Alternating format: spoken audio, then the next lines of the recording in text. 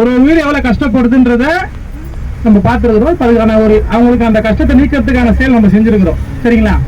இந்த செயலை நம்ம எல்லாருமே செய்யலாம், நம்ம எல்லாருக்கும் பிடிக்கும், நம்ம எல்லாரும் செய்யணும். இந்த செயலையே ஒருத்தர் நம்மளுக்கு ஒரு வாழ்க்கையா வாழ்ந்துருக்காரு. அந்த இடத்துல நம்ம போயிட்டு இருக்கோம். இப்போ வள்ளலான்ற ஒரு ஞானினா அவருக்கு பேர் அன்புன்னு அர்த்தம். அந்த அன்பை எந்த அளவுக்கு வெளிக்காட்ட முடியுமோ அது அளவுக்கு மீறி வெளிக்காட்டி இந்த உடலையே அணு ஆட்டம் சாக்கிருக்காரு. நம்ம உடம்பு எல்லாமே பார்த்தீங்கன்னா அணு ஆட்டம்னு பார்த்தீங்கன்னா லைட் பார்ட்டிகளாக தான் இருக்கும். அது சரிங்களா? அதுதான் இந்த தேகத்தோட தன்மை. இப்போ இந்த தேகமே அந்த மாதிரி அவர் மாறி அவர் தேகத்தை ஒளியாக மாற்றி மறைஞ்சிருக்காரு. நம்மளாம் சரியா இருக்கிறோம், ரொம்ப வலியா இருக்குது, தாங்க முடியல. அவரை தான் சொல்றவங்களால வலி தாங்க முடியாது, ரொம்ப கஷ்டம். அந்த வலி போகணும் அப்படின்னா நம்ம கிட்ட அன்புன்ற ஒரு விஷயம் வந்துச்சுன்னா உங்களே நம்ம அன்பா இருந்தால் மேக்ஸிமம் நோய் வரது கூட தரப்படும். உண்மையிலே நீங்க எல்லா டாக்டரும் போய் கன்சல்ட் பண்ணி பாருங்களேன். நிறைய டாக்டர் போனீங்கன்னா நிறைய நோய்க்கு சொல்லுவாங்க, உங்களோட எண்ணத்தை கொஞ்சம் மாத்துங்க உங்க உடம்பு பெரிய மாற்றம். கேட்டிருக்கீங்களா எல்லாரும்? நம்ம எண்ணத்துக்கும் நோய்க்கு என்னென்ன சம்பந்தம்? உண்மைதான். நம்ம எண்ணம் தான் நம்மளை கோவப்படுத்தும், நம்மளை வெறுப்பாக்கும், நம்மளை கஷ்டப்படுத்தும். உண்மைதானே? அந்த எண்ணங்கள் மாறும் போது நம்மளுக்குள்ள ஹார்மோன் சேஞ்சஸ் நிறைய நடக்கும். நம்ம உடம்புல ஒரு எண்ணங்கள் வரும்போதும் நம்ம உடல்ல ஒரு வேதியியல் மாற்றம் நடக்கும். அந்த மாற்றம் தான் மூளைக்கு போய் நம்மளை ரொம்ப ஸ்ட்ரெஸ்ஃபுல் ஆகும். அப்படி ஸ்ட்ரெஸ் ஆகிடுச்சுன்னா நம்மளுக்கு ப்ரெஷர் தானா வந்துடும். ப்ரெஷர் வரும்போது நம்ம உடம்புக்குள்ள சீரா இயங்க வேண்டிய விஷயம் சீரா இயங்காது, அன்னி விலை இயங்க ஆரம்பிச்சிடும். அப்படி அன்னி விலை இயங்க ஆரம்பிச்சிச்சுனாலே நம்மளுக்குள்ள நோய் வரதுக்கான சோர்ஸ் அதிகமாயிடும். ரீசனா பாருங்க, ஒரு உடம்புல அதிகமா நம்பிக்கைதுன்னா கூட அதுக்கு அந்த காரணம் சொல்றான். அது எனக்கும் தெரியும், உண்மை தான். இந்த உடல் வீங்கிறது, உடல் நமிக்கிறது, ஒரு சில நோய் எல்லாத்துக்கும் காரணம் தான்.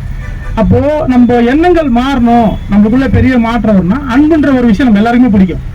யாருன்னா அதுதான் யாருக்குமே. ஏன்னா பிறக்கும் போது நம்மளுக்கு தேவைப்படுறது அரவணைப்பு, அதே போல முடியும் போது தேவைப்படும் போது அரவணைப்பு. அந்த இடப்பட்ட கேப்பு தான் நம்ம பண்ற பெரும் போராட்டம். உண்மைதானே? என்ன காரணம்? என்கிட்ட சுறுசுறுப்பு இருக்குது, என்கிட்ட ஆரோக்கியம் இருக்குது, என்கிட்ட எல்லாம் பண்ணுவேன்னு சொல்லுவோம். குழந்தையில அந்த வார்த்தையை பேச மாட்டோம், இறுதியில் அந்த வார்த்தையை பேச மாட்டோம். இந்த இடப்பட்ட கேப்ல நம்ம பண்ற அட்டகாசம் ரொம்ப அதிகம். உண்மைதானே?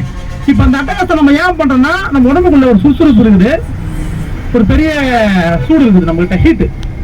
ஹீட்ன்றது என்னன்னு கேட்டீங்கன்னா நம்மள அதுதான் அடுத்த மாற்றத்துக்கு கொண்டு போகக்கூடிய ஹீட். அது நம்ம உடம்புல ரொம்ப அதிகமா இருக்கு. அதை நம்ம எப்படி யூஸ் பண்ணிப்போம் அப்படின்னு பாத்தீங்கன்னா நம்ம ஜாலி கோசம், சந்தோஷம் அதுக்கோசம் யூஸ் பண்ணி அந்த ஹீட்டை தேவையில்லாத பயன்படுத்திடும். இப்போ நீங்களே பாருங்க, ஒரு சின்ன வயசு பசங்க எல்லாம் பார்த்தா ரொம்ப ஆக்டிவா இருப்பானுங்க. இந்த வெயில விட்டா அவன் பாட்டு ஒரு நாள் ஃபுல்லா கிரிக்கெட் விளையாடுவான். உண்மைதான், அவனுக்கு வெயிலே தெரியாது. இதே இப்ப நம்மள கூட்டின விட்டா அப்பா என்ன வெயில் அடிக்குதுப்பா நம்ம சொல்லுவோம். காரணம்னா அவனுக்கு உள்ளுக்கிற சூடு எந்த ஒரு வெளி தோட்டத்தில் இருக்கிற பாதிப்பு அவனுக்கு பெருசா தெரியாது. அவன் உடம்பு அவ்வளவு சுறுசுறுப்பு இருக்கும். அந்த சுறுசுறுப்பு அவன் எதுக்கு யூஸ் பண்றான்னு பாத்தீங்கன்னா வீணா விரயம் பண்றோம். நம்ம எல்லாருமே அப்படிதான் பண்றோம். விளையாண்டா உடல் ஆரோக்கியமா இருக்குன்னு சொன்னாங்க. அந்த விளையாட்டுன்றதுன்னா நம்ம யாருக்குமே புரியல. நம்ம எல்லாரும் விளையாட்டுன்னா ஒருத்தர் தோக்கடிச்சு நம்ம விளையாடுற விளையாட்டை தான் நம்ம விளையாண்டுக்கிறோம். உண்மைதானே?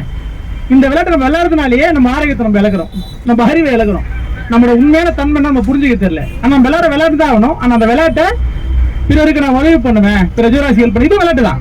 உண்மைதானே? இந்த விளையாட்டு நீங்க சும்மா உட்காந்துலாம் விளையாட முடியாது. இதுக்கு நீங்க போகணும், வேலை பார்க்கணும், ஒரு விஷயத்தை செய்யணும், கொடுக்கணும். இப்ப நான் அந்த மளிகை பொருள் கொடுத்தேன் பாத்தீங்கல்ல ஒரு கிராமத்துக்கு. காலைல எத்தனை மணி? காலை 2 மணி வெங்காயம் கிளம்புறேன். காலைல 2 மணி.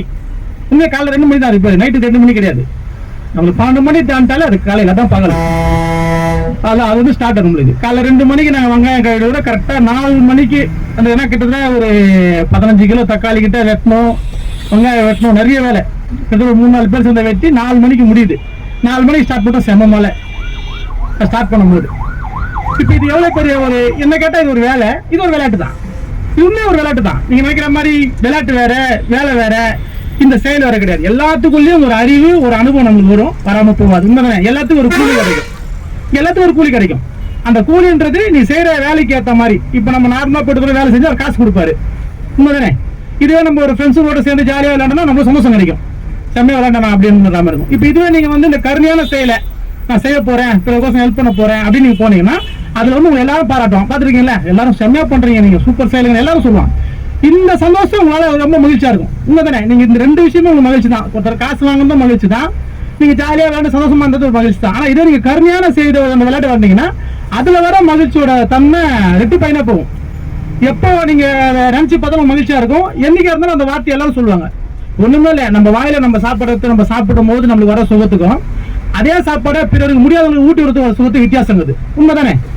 நீ சாப்பிட்டா கடமை அந்த ருசி தெரிஞ்சிடும், அந்த சுவை வந்துடும், அந்த சந்தோஷம் போயிடும். ஆனா அதுவே நீங்க பிறர் பார்க்க நீங்க ஒருத்தருக்கு அந்த முடியாத ஒரு வாயில ஊட்டி ஊட்டி வச்சீங்களேன், அந்த சொல்லு உன்னை பார்க்கும் போது தான் வந்து இருக்கும். உண்மையா இல்லையா? என்னைக்குமே மறையாது. அது யாரு பார்த்தா இந்த மாதிரி பண்ணுவாங்க பாங்க, இவ்வளவு தங்கமா எல்லாம் சொல்லுவாங்க, சொல்ல மாட்டாங்க. சொல்லும்போது நமக்கு ஒரு பெரிய ஆனந்தம் வரும். இதே நம்ம ரெகுலரா செஞ்சுட்டா இது ஆனந்தமா மட்டும் இல்லாம ஒரு பெரிய அறிவாகவும் ஒரு பெரிய மாற்றமா நமக்குள்ள வரும். அது வருவோம்னு வல்லார் சொல்லியிருக்காரு. என்ன ஏதாவது நிலைமை சிமுலேட் தயவு தான் போட்டுப்பார். தயவுன்னா இந்த மாதிரியான ஒரு செயல் தயவுன்னு அர்த்தம். இதை உயிர் வலிக்குதுப்பா, அந்த வலிக்குப்பா, அந்த உயிருக்கு வலிக்கும்பா, அந்த வலி எப்படியாவது போயிடாதான் நான் நினைப்பேன்னா நம்ம தயவா இருக்குன்னு அர்த்தம். அந்த வலி நீக்கிறதுக்கான ஒரு செயலை செய்வோம்னா தயவா இருக்குன்னு அர்த்தம். யாருன்னா பண்ண மாட்டாங்களா அப்படி நினைக்கிறோம்னா நம்ம தயவா இருக்கணும். வேற ஒன்றும் பெருசா நம்ம வந்து இறங்கி போய் நான் செஞ்சுதான் ஆகணுமான்னா செஞ்சுதான் ஆகணும். அதை கட்டாயம் தான் இல்லைன்னு சொல்ல. ஆனால் முடியாதவங்க இப்படிலாம் கூட நினைக்கலாம். உங்க நினைப்பு அந்த மாற்றத்தை கொடுத்துருன்ற நான். ஏன்னா இங்க எல்லாருக்கும் ஒரு ரிஸ்ட்ரிக்ஷன் இருக்குது. நான் பெண்ணா இருக்கிற என்னால முடியாது, நான் குடும்பத்துல இருக்கிற என்னால முடியாது. இங்க எல்லாருனாலையும் முடியும். முடியாதுன்னு நினைக்கிற நீங்க முடியும்னு நினைச்சீங்கன்னா இந்த மாற்றம் கட்டாயம் வரும். உண்மைதானே? ஏன்னா நம்ம இங்க எல்லாத்துக்குள்ளயும் உயிர்னா அசைறதை மட்டும் நம்ம உயிரா நினைச்சிட்டோம். உண்மைதானே? அசைஞ்சா அது உயிர் இருக்குது, அசையலைன்னா அது ஜடமா இருக்குது, அது எதுவுமே கிடையாது அப்படின்ற எண்ணம் நமக்குள்ள நிறைய இருக்குது. ஏன்னா நம்மளுக்குள்ள அந்த அளவுக்கு தான் அறிவு இருக்குது. அப்படிதான் நம்மளுக்கு முன்னாடி தான் சொல்லி கொடுத்தாங்க. நம்மகிட்ட அந்த அளவுக்கு தான் அறிவு இருக்கிறதுனால நமக்கு அது பெருசா புரியல. ஆனா உண்மையிலே பாத்தீங்கன்னா ஒரு ஜட பொருளுக்குள்ள உயிர் இருக்குதான்னா இருக்குது. இப்ப நம்ம உயிர் இருக்குதா நம்ம அதுக்கு என்ன சொல்லுவோம் எல்லாரும்? அது அசையணுங்க, ஒண்ணு பெருசாகணும், இல்ல அசையணும், இல்ல குட்டியாவது போடணும். இந்த 3 விஷயத்துல எதனா பண்ணாதான் நம்ம அதுக்கு உயிர் இருக்குதுன்னு ஒத்துப்போம். ஆனா ஒரு உயிர் இருக்கிறதுக்கான ஒரு மூல இது என்னன்னு பாத்தீங்கன்னா அதுக்கு உருவம் இருக்கணும். உண்மைதானே? அதுக்கு உருவம் இருக்குதா? இப்ப சும்மா இங்க ஒரு சேர் இருக்குது, நீங்க உட்காந்துக்கிறீங்க, அதுக்கு உருவம் இருக்குதா? இருக்குதுல்ல? சேர்ன்ற ஒரு உருவம் இருக்குது. இப்ப அந்த உருவம் என்ன பண்ணா பயன்படுதா? எல்லாருக்கும் சேர் பயன்படுதா? அப்ப அது ஒரு நாள் வந்து பாத்தீங்கன்னா இறந்து போகுமா? சும்மா நான் கேட்கறேன், இறந்து போயிடும்ல. எது பொருளா இருந்தாலும் ஒரு காலகட்டம் இருந்தா வரும், அதுக்கப்புறம் இறந்து போயிடும். அதுக்குள்ள நேரம் இருக்குது. நேரம்னா ஆயுள் காலம். இப்ப நம்ம சொல்றாங்களே நம்மளுக்கு ஆயுள் இருக்குதுங்க, குறிச்சு வச்சுக்கிறாங்கன்னு சொல்றாங்க. அதே போல ஒரு பொருளுக்கு ஆயுள் இருக்குதா இல்லையா? எந்த பொருளை நீங்க ரெடி பண்ணாலும் அந்த பொருளுக்குள்ள ஒரு நேரம் இருக்கும். இதுதான் அதோட டைம். இந்த டைமுக்கு அப்புறம் அது இருக்க சொல்லுவாங்க, பாத்துருக்கீங்களா? அதே டைம் நமக்கு இருக்குதா இல்லையா?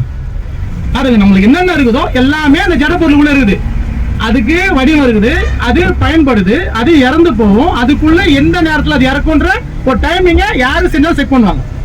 அது இல்லாம அந்த பொருள் உருவாக்கவே முடியாது. இருக்குதா? ரெண்டாவது, இந்த ஒரு பொருளை தட்டினா சத்தம் வருது, வேற எந்த பொருளையும் வராது சத்தம். இதே போல மைக்கில் தட்டினா சத்தம் வரும். பாத்துருக்கீங்களா?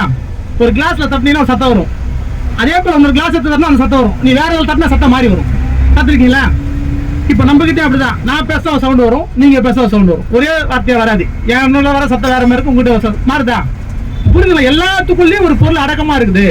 அதுக்கு பேரு பயன்பாடு. அதோட வாழ்க்கை. இப்ப நம்மளோட பயன்பாடு என்னன்னா, நான் வாழணும், நான் நல்லா இருக்கணும், என்னை சுத்திக்குள்ள என்னால கொஞ்சம் நல்லா பாத்துக்கணும், இது என்னோட வாழ்க்கை அப்படின்ற மாதிரி. அதே போல அதுக்கு ஒரு பயன்பாடு. நான் இருக்கிற வரைக்கும் நான் யாருக்கோ ஒருத்தர் உதவியா இருந்து என் வாழ்க்கையை நான் என்ன டைம் நான் இருப்பேன். நான் இருந்து நான் போயிடுவேன். அது என்னைக்கு நான் என்னால முடியல, எனக்கு உடஞ்சு போயிடுவேன். உண்மைதானே? அப்போ எல்லா விஷயமும் அந்த ஒரு ஜட பொருள் இருக்குது. அப்பயே அதுக்குள்ள உயிர் இருக்காது.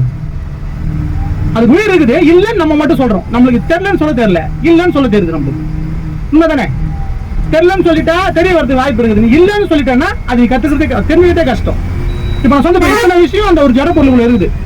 அதுக்குள்ள ஒரு சத்தம் இருக்குது, அதுக்குள்ள டைம் இருக்குது, அது பயன்பாட்டுல இருக்குது, அது இப்போ ஒரு உடல் அமைப்போட இருக்குது. ரெண்டாவது அது இறந்து போகுது. ஒரு மனிதனுக்கு நீங்க என்ன ஒரு உயிருள்ள பொருளுக்கு என்னெல்லாம் இருக்குன்னு நினைச்சீங்களோ அது எல்லாமே அதுக்குள்ள இருக்குது. நான் சொல்ல புரியுதுல? உண்மையிலே இருக்குதா? அப்போ அதுக்குள்ள உயிர்னு ஒண்ணு இருக்குமா இருக்காதா? இவ்வளவு விஷயம் நான் சொல்லிட்டேன். அப்ப அதுக்குள்ள உயிர் இருக்குது. அந்த உயிர் தான் அதோட டைம், அதோட நேரம். அந்த நேரம் வரைக்கும் நீ பயன்படும். நம்மளும் அப்படிதான். அந்த நேரம் வரைக்கும் நீ பயன்படுவ. அந்த நேரம் தாண்டினா அவள் தான், அதுக்கப்புறம் பயன்பட மாட்டேன். அன்னைக்கு நம்ம தூக்கி போட்டு சுடுவார். நம்ம கண்ணு எதிர்க்க நம்மள இதே உடலை பேசி இந்த உடலை எரிக்கிறான், பாத்துருக்கோம்ல? அதே உடலை எப்பவுமே புதைக்கிறான். நம்ம பாக்கலாம், பார்த்து கூட நம்ம கம்பெனி வரும். கேட்டா இப்படிதான் வரும். இது ஏன் இப்படி நடக்குன்ற கேள்வி நம்ம ஏன் கேட்க மாட்டோம்? இத்தனை நாள் நல்லா இருந்த நானு ஏன் இந்த மாதிரி என் தேகம் மாறுது? எதுக்கு எனக்கு முதுமை வருது?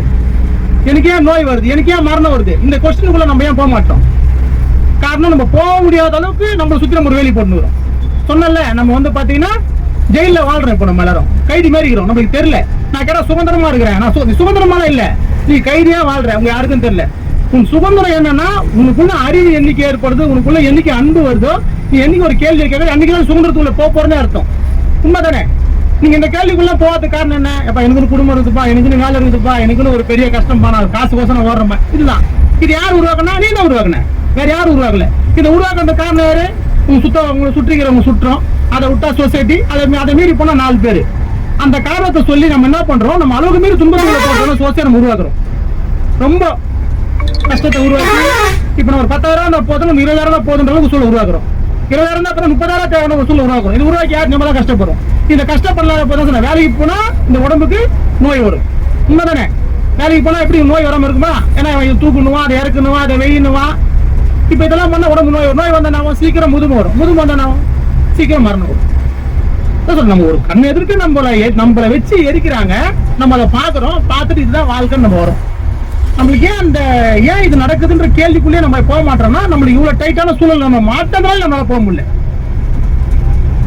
ஏன்னா மரணமே ஒண்ணு இல்லைன்னு எல்லா நேரம் சொல்றாங்க. எல்லாரும் சொல்றாரு, எல்லாரும் மரணம் இல்லாத பெருவாழ் வாழலாம். நம்ம இந்த மரணத்துக்கு மிகப்பெரிய துன்பம் அதை நமக்கு அடையக்கூடாது நம்ம முன்னு சொல்றாரு. அப்ப அதை சொல்றத நம்ம கேள்வியா கேட்கணும்னாலும் அதை நம்ம நடக்கக்கூடாது நம்ம நினைக்கணும்னாலும் நம்ம அன்புக்குள்ள போகணும். பிற உயிரை பத்தி நம்ம சிந்திக்கணும். இப்ப நான் பிற உயிர்ன்றது அதான் சொன்ன, ஜடப்பொருள் எல்லாமே உயிர் இருக்குதுப்பா. இங்க நீங்க அதை அணுகிற விதத்தை மாத்துங்க. எந்த ஒரு பொருளையும் அன்பா தொட்டுப்பாரு, அதோட உள்தன்மை நம்ம சொல்லி கொடுக்க கட்டாயம். ஏன்னா பிறந்ததுல இருந்தே கருணையை மட்டுமே வெளிக்காட்டுற ஒரு பொருள்னால நம்மளால அறிவு கொடுக்க முடியாது. உண்மைதானே? இப்ப நீ எந்த ஜட பொருளை எடுத்துங்களேன், அது எதுவுமே பண்ணாது. உனக்கு தேவை பயன்பாடு மட்டும் தான் தரும். சரி, எந்த டிஸ்டர்பும் உனக்கு பண்ணவே பண்ணாது. நீ ஒரு பாயை தான் அந்த பாயை கீழே போட்டு 10 தூக்கி சுத்தி வரமோ என்ன வேணா பண்ணலாம், அது எந்த டிஸ்டர்பும் பண்ணாது. நீ போட்டாதான் எல்லாமே உனக்கு பண்ணும். அப்ப உங்க நன்மையை மட்டுமே பண்ணக்கூடிய ஒரு பொருள் ஏன் உனக்கு அறிவு கொடுக்காதா? அது கொடுக்கும். அது வேணும்னு நீ நினைக்கணும். அது அதுக்கிட்ட கிடைக்கணும் உனக்கு முதல்ல தெரியணும். அப்ப அதை அணுகிற விதத்தை மாத்திக்கணும். உண்மைதானே? அதை நான் அன்பா தொடுவேன். ஒரு பொருளை நான் ரொம்ப பக்குவமா பார்த்துப்பேன், அதுக்குள்ள உயிருக்குதான். இதை மாதிரி நிறைய பேரு சொல்லி அதை கேட்டு செஞ்சு அவங்க அனுபவத்தை சொல்லிக்கிறாங்க. ஐயா நீங்க சொன்ன மாதிரி பெரிய மாற்றம் வருது. இந்த பொருளெல்லாம் நம்ம தொடும் போது அந்த பொருள் நம்ம கிட்ட ஒரு பேச்சை கூட உணவாட முடியுது தெரியுது. எனக்கு அவ்வளவு ஒரு அன்பா இருக்குது. ஒரு பெரிய மாற்றம் வருது. எப்படி வருது? அப்போ சொல்றத நம்புறாங்க, நம்பி அந்த பொருளுக்கிட்ட ரொம்ப அன்பா இருக்குது. நம்ம எந்த பொருள் அன்பா இருக்கிறோமா? எல்லாத்துக்குமே நமக்கு கோவம் தான். உண்மைதானே? பாத்திரம் தேவை சொன்னா கோவம் தான். வேலை முடிஞ்சிச்சு, இவங்களுக்கு வேற வேலையே இல்லை, போட்டு போறாங்க மொத்தத்துக்கு. அதே நீங்க எல்லாம் யாருக்கு போட்டீங்க? உங்க வீட்டுல உங்க பிள்ளைங்களுக்கு நீங்க எல்லாம் யூஸ் பண்ணும்.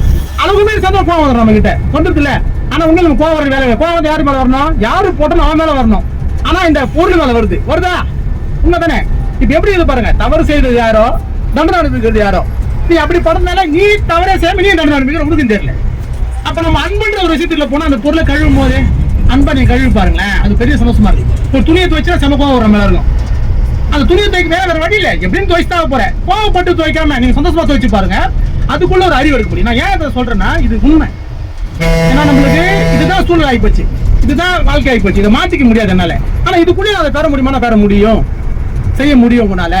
அந்த அன்போடு நீங்க, நான் வெல்டிங் வேலை பாக்குறேன். இப்ப நான் வெல்டிங் வேலை பார்க்கும்போது நான் முதல்ல அணுகிறதுக்கும் நான் ஒரு 7-8 வருஷமா நான் செஞ்ச அந்த வேலைக்கு இப்ப நான் செய்யற வேலைக்கு வித்தியாசம் இருக்கு. ஒரு பொருளையும் நான் ரொம்ப அன்பா சொல்றேன், ரொம்ப சந்தோஷமா அதை பார்க்க முடியுது. அதோட வழி என்ன என்னால உணர முடியுது. அப்ப அது உணரும் போது நான் அந்த செய்யற இடத்துல என்னால ஒரு அறிவை பெற்றுக்க முடியுது, என்னால விழிப்பா இருக்க முடியுது. எந்த ஒரு வார்த்தையை நான் யோசனை பண்ணி பேச முடியுது. என்னால ரொம்ப என்னோட அறிவு அதிகமாவது என்னால உணர முடியுது. இந்த உடல் லைட் பார்த்தீங்களா மாறுமானா என் உடம்பு லைட் எமிட் பண்ணி என்னால பார்க்க முடியுது. அப்ப என்னால முடிஞ்சு எல்லாத்தால முடியும் தானே. இதான் வல்லார சொல்லிட்டு பாருங்க, எல்லாருனாலும் இது சாத்தியப்படும். ஆனா எல்லாரும் அன்பா இருங்க, கருணையா இருங்க. அறிவு நிலை தெளிந்தவருக்கு உயிரிறக்கமே கடல் வழிபாடுனாரு. இதுக்கு என்ன அர்த்தம் புரியுதுங்க? நான் சொன்ன வார்த்தைக்கு அறிவு நிலை தெளிஞ்சிச்சுன்னா அவங்களுக்கு கடல் வழிபாடுன்னு ஒண்ணு இருக்கும்னா பிற உயிருக்கு உதயப்படுறது ஒண்ணு தான் கடல் வழிபாடுன்ட்டாரு. நம்ம எல்லாம் பண்ற மாட்டா, நம்ம அது பண்ணாலே போதுமானதுன்றாரு. அதுதான் என்னன்னா இப்ப நான் ஒரு இடத்துல சொன்னேன், அதை அன்பா சொல்லுங்க, அதை பொறுமையா எடுத்து வைங்க. அதுக்கு உயிருக்கிறதா நீங்க கற்பனை பண்ணுங்க. அப்ப அது கூட ஒரே அடம் கூட பேசும். அந்த அறிவு வந்துச்சுன்னா உங்கள்கிட்ட என்னன்னா புதுசா அதுக்கு தோணுமா தோணாதா? இதெல்லாம் எனக்கு தெரியவே தெரியலையே, கட்டாயம் தெரிய வந்துடும். ஏன்னா இதுக்கப்புறம் அதுக்கான சூழல் வந்துச்சு, அதுக்கான நாள் வந்துச்சு, நம்ம எல்லாம் செய்யணும். ஆனா இது ஈஸி தானே. நம்ம வெளியே போய் ஜீவராசிக்கு உணவு வைக்கிறது, ஒரு மனிதனுக்கு உணவு வைக்கிறது உங்களுக்கு சிரமமா இருக்குது, கஷ்டமா இருக்குது. முடியாதவங்க இந்த மாதிரி முயற்சி பண்ணி பாருங்க, பெரிய மாற்றம் வரும். முடிஞ்சவங்க அதையும் செய்யுங்க, இதையும் செய்யுங்க. ஏன்னா இங்க எல்லா பொருளுமே இந்த பஸ் பாருங்களேன் நம்மளை கூட்டு போகுதுல. உண்மைதானே? இப்ப நம்ம எல்லாம் எங்க உட்காந்துக்கிறோம் கேட்டா உண்மையா தாயின் கருப்பையில உட்காந்துக்கிறோம். உண்மைதானே? அது யாருக்கு தெரியல, உண்மையில இப்படிதான் இருக்கும் கருப்பை கூட. நம்ம அந்த தாயின் கருப்பையில சந்தோஷமா இருந்தோம், என்னைக்கு வெளியே வந்தோம் நின்று போராட்டம் தான். இப்ப நம்ம இந்த மாதிரி தான் நம்ம கூட்டு போகுது. நம்ம அந்த மாதிரி இந்த விஷயத்த நம்ம அணுகணும் அப்படின்னா நம்மளுக்குள்ள தைரியம் வரும், பயம் போயிடும். உண்மைதானே? நான் நம்புறேன்ப்பா, என் தாய் பையனை கரெக்டா கூட்டு விட்டுருப்பான்னு அந்த நம்பிக்கை உங்ககிட்ட வந்துச்சுன்னா அப்ப என்ன ஆகும்? ரொம்ப ரிலாக்ஸா இருக்கலாம். இப்ப நீங்க சொன்ன அந்த எண்ணத்தினாலே இதுல இருக்கிற ஒரு மிகப்பெரிய ஒரு தன்மை, இதுக்குன்னு ஒரு டைம், ஒரு நேரம், ஒரு வலிமை இருக்குது. அதுக்குள்ள பெரிய அன்பு கிட்ட பதிஞ்சிருக்கு. அதை நம்ம காட்டும், அதை நமக்கு புரிய வைக்கும். இது பண்ணும்போது கட்டாயம் பண்ணும். அதுக்கு நம்ம அணுகிற விதத்துல தான் இருக்குது. நம்ம சொல்லுவீங்க ஒரு எறும்புக்கு உணவு வச்சாலும் ரொம்ப ஆனந்தமா வைங்க. எல்லாம் நம்ம எறும்பு உணவு வச்சா ரொம்ப சிம்பிளா தெரியும் நம்மளுக்கு. எறும்புக்கு உணவு ஒரு பெரிய விஷயமான உணவு, எல்லாத்தையுமே உணவு தான் உண்மைதானே. அது எறும்புக்கு வச்சாலும் சரி, யானைக்கு வச்சாலும் சரி, ஒரு மனிதனுக்கு வச்சாலும் சரி, அந்த உணவை நீ வைக்கும் போது எவ்வளவு அன்போடு வைக்கிற. கொடுக்குற ஒரு குழந்தை இருக்குது, அந்த குழந்தைக்கு எப்படி நீ ஒரு சாதத்தை எப்படி குழந்தைச்சு எப்படி ஊட்டுவ, அந்த அன்போட அதுக்கு ஒரு சர்க்கரை போடு, அந்த அன்போட போடு. என் குழந்தைய நான் உணவு வைக்கிற மாதிரி போடு. அந்த தன்மை தான் உங்களுக்குள்ள பெரிய மாற்றத்தை கொடுக்கும். ஏன்னா அதுவும் அந்த உணவை சாப்பிட்டு பசி ஆறப்போகுது. பசி ஆற்றுவித்தது எல்லாத்துக்கும் ஒண்ணுதான், உண்மைதானே.